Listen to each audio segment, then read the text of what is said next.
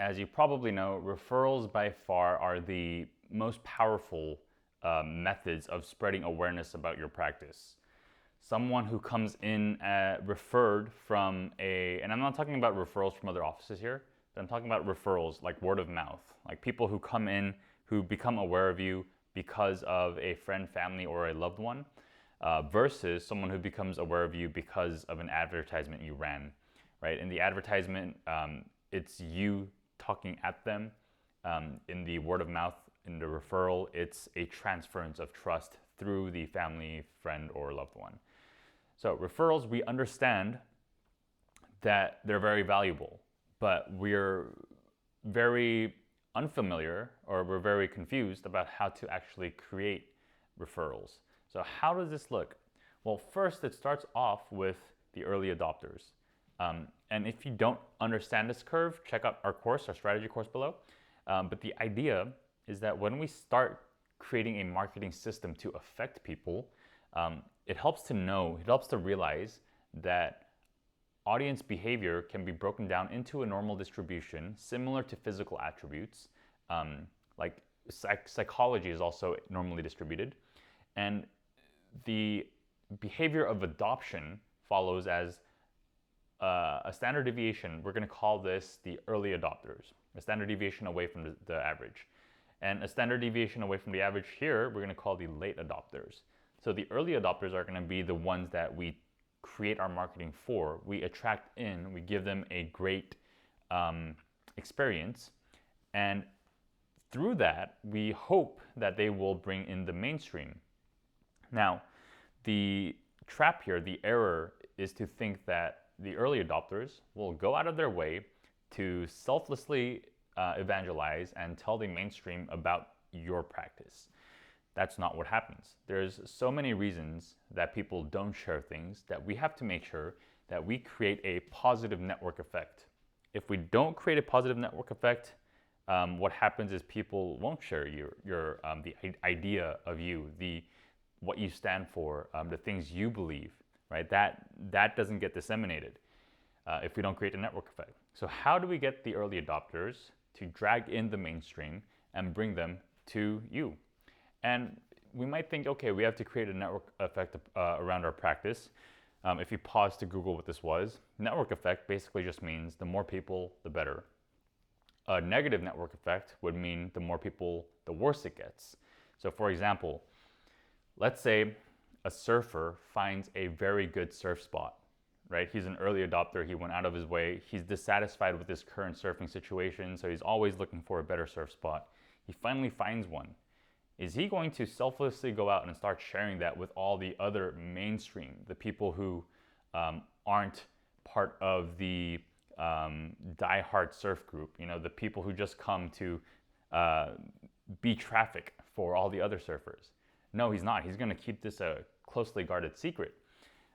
So that's just an example of someone who enjoys something yet won't go out of his way to share it because it has a negative network effect.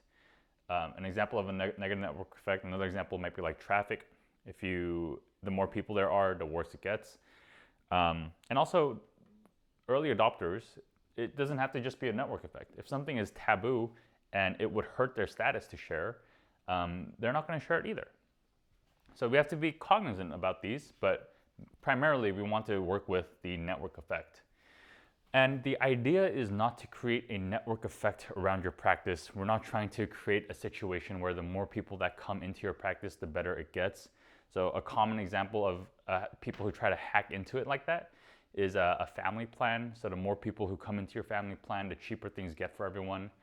That is not a true network effect. That's a gimmick. You're setting up arbitrary rules to benefit when more people come. It's not a natural law. The network effects exist in nature. The number of flowers that exist in a group together attracts more bees. When more bees comes, you get more flowers, right? It's the perpetuating loop. So that's an example of natural network effects. If we try to hack it, it's actually going to backfire on you. It won't work the way that you hope it will. So how do we create a natural network effect?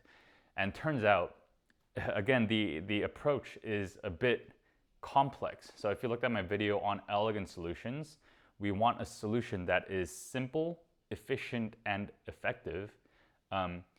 Turns out our approach won't be, the most efficient and effective solution isn't completely simple, which is how it's supposed to be.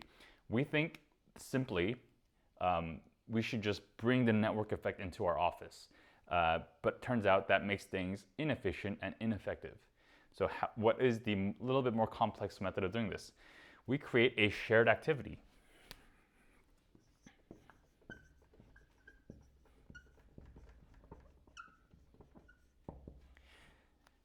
Yeah, you're going to have to do things a little bit differently if you want to get a little bit different results.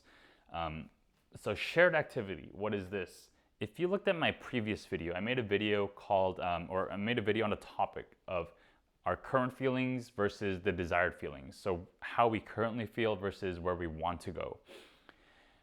A patient coming into your office is going to have to make several decisions. And each decision, the bigger and bigger they get, the more trust is going to be required of you. So for example, let's say they're about to go in and get a full mouth rehabilitation. It requires massive amounts of trust. It's a huge investment.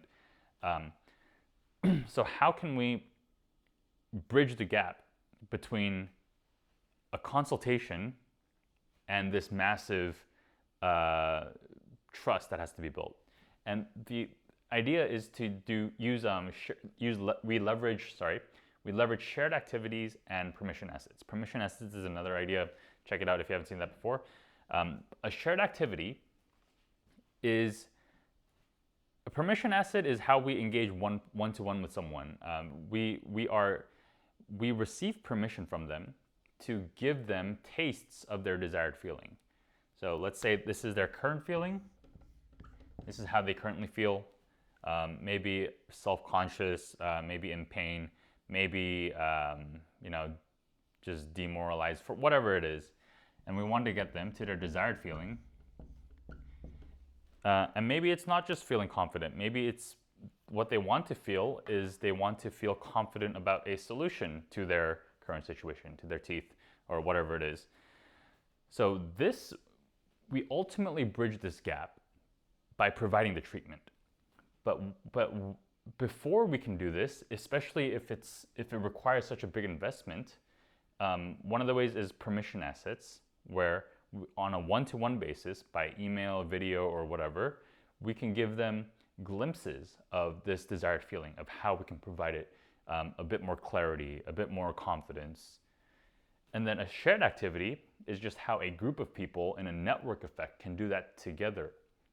So people in your early adopters, when they come in, how can we offer them a shared activity? A shared activity that together they get more of their desired feeling. Even post-treatment, think of cosmetics. People come in wanting to look better. They're always going to be having this current feeling. And later on, you'll get to realize status, culture, all these things are insatiable desires that we can play around.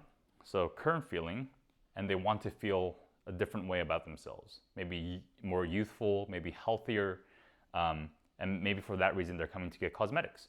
So we can create a shared activity around that. We can say, hey, every week or so we're going to get together and do some yoga. Or online, maybe we're going to share some tips, and it doesn't have to be, this doesn't look like a certain way for anyone. But the idea is we want to start cultivating a culture. The leaders of tomorrow are going to be the people who have integrated people with similar beliefs and similar mindsets and created a culture for these people to thrive and to get to their desired feelings together. I don't care if you're a dentist, I don't care if you're a marketer, or if you're a librarian.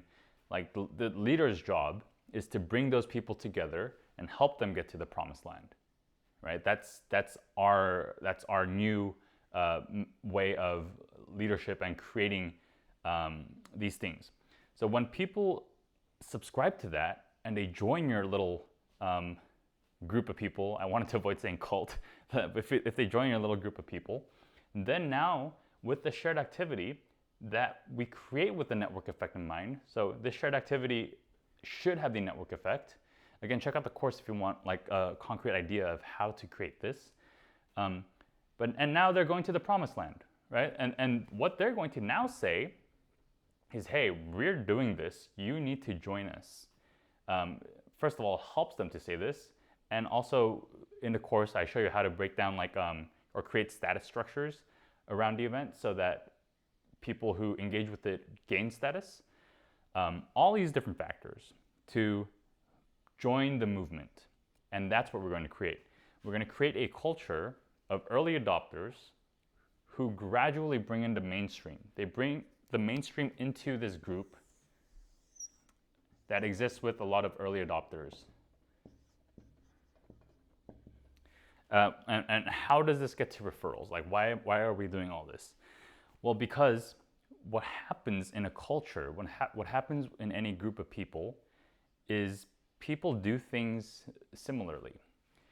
So we have now a group of people who've all subscribed to what you believe, the things that you do, including your services and products. The behaviors, we've created a group of people who have the behavior of going to your office. And so when the mainstream comes in, what does the natural thing to do become when it comes to dental care? It becomes to believe what you believe about, or what they believe about dental care that you've trained them to believe. And these ideas get disseminated into the mainstream.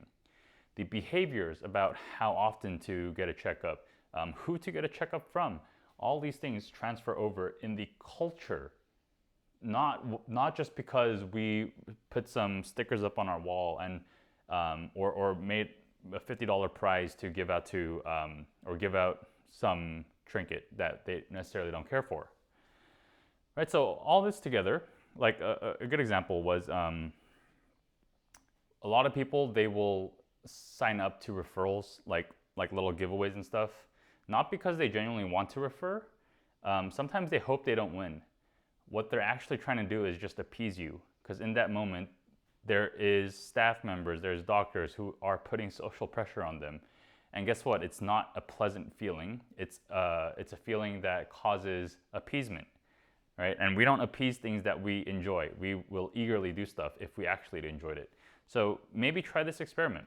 Maybe try out, let's say you're giving away a $200 raffle entry ticket, right? So you might think, hey, people value this a lot, and that's why they're signing up. And this was actually from a focus group test in a different study. What they would do is they'd say, okay, we're going to offer this to you at a discount. Now you can buy this $200 thing for just $100, or you can walk away right now with this $10 gift card. And people all chose the $10 gift card. So you can really see how much value you actually had. Is it truly something that people want to refer? Are they signing up to your referral stuff because they want to? Or is it because of the social pressure? Right? That's a very valuable question for us to know as marketers, so that we can create something that people actually value. Turns out that's never the case. People don't go out of their way because of this force. Right? There's too many unknowns. All right, so hopefully that makes sense. There were a lot of ideas in this one. There were the ideas of an elegant solution.